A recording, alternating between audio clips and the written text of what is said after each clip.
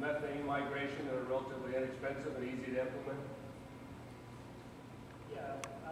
When I mentioned methane migration, first of all, there's natural pathways which methane moves, and there's natural methane migration, and there's induced methane migration. The biggest change from the oil and gas industry perspective, or the gas perspective, is a change in the state laws. There's been a significant change in the state laws. We're looking at adding the additional strings. I think that occurred around October 2010. So when you look back at the DMIC issue, I mean, that was all pre those regulatory changes. So absolutely, there's ways to mitigate it, and the first way is with proper construction, changing the construction for the well. The other one is actually getting and doing the baseline testing for methane. I was shocked when, to look back at 2009, methane gas wasn't even being tested as part of the baseline. And now, thank God it is. So that we don't have this confusion. People know, hey, I had a problem, this was the level, but now the level is here. Or I had no problem, and it hasn't changed. So we have the facts. And the other thing that we have with respect to those issues is you can go to our one website. It's called water-research.net, and we're doing a fact-based review, well by well, of the data that came from EPA for DMIC. Now, finally, on the treatment end, if there is a methane gas issue, for whatever cause, there are treatment for it besides venting. We have a much more water treatment companies coming in to provide active treatment. So there's proper well construction, passive treatment, active treatment, but you know what? All that doesn't make a difference until private Pennsylvania decides to put in place some private well construction standards. So even though we have those first three things taken care of, without fixing the last, we're always putting band-aids on stuff. So part of the problem, if you want to yell and scream, is private well construction standards for Pennsylvania, and then a program to fix the private wells that exist that have problems, because we all live downstream.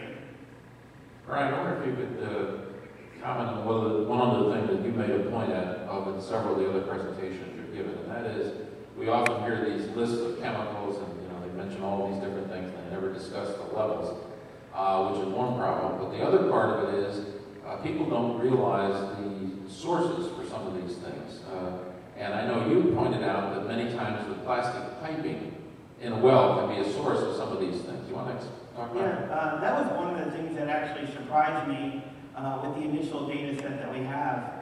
The initial data set we have started off in an area that actually had no natural gas drilling ever done, and still has no natural gas drilling done. Well, I apologize for that. Had no natural gas drilling done, pre-drilling, went ahead and did some test wells and found out the gas wasn't there at a productive level. And so all the wells were shut in. What was surprising to find out is that 8% of the private wells had what are called phthalates in the drinking water at levels above the drinking water standard. These are all wells that were purged for 45 minutes before sampling.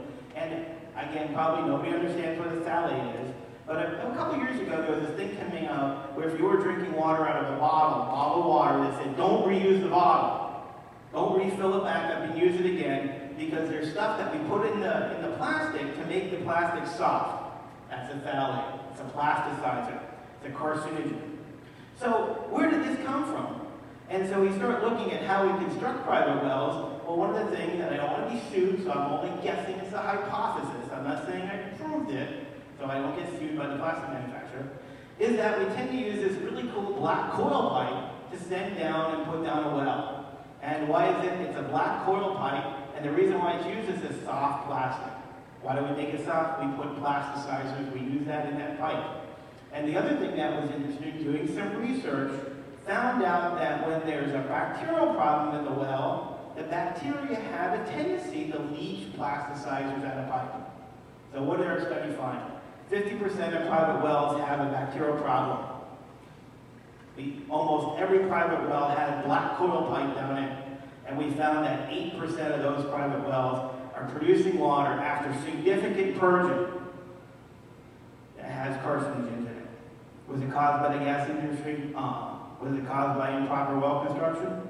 I'm going to say yeah, because of the lack of standards. We could have easily put in approved piping that's used for drinking water, but it's not required. And the homeowner didn't know it. Any other comments out there?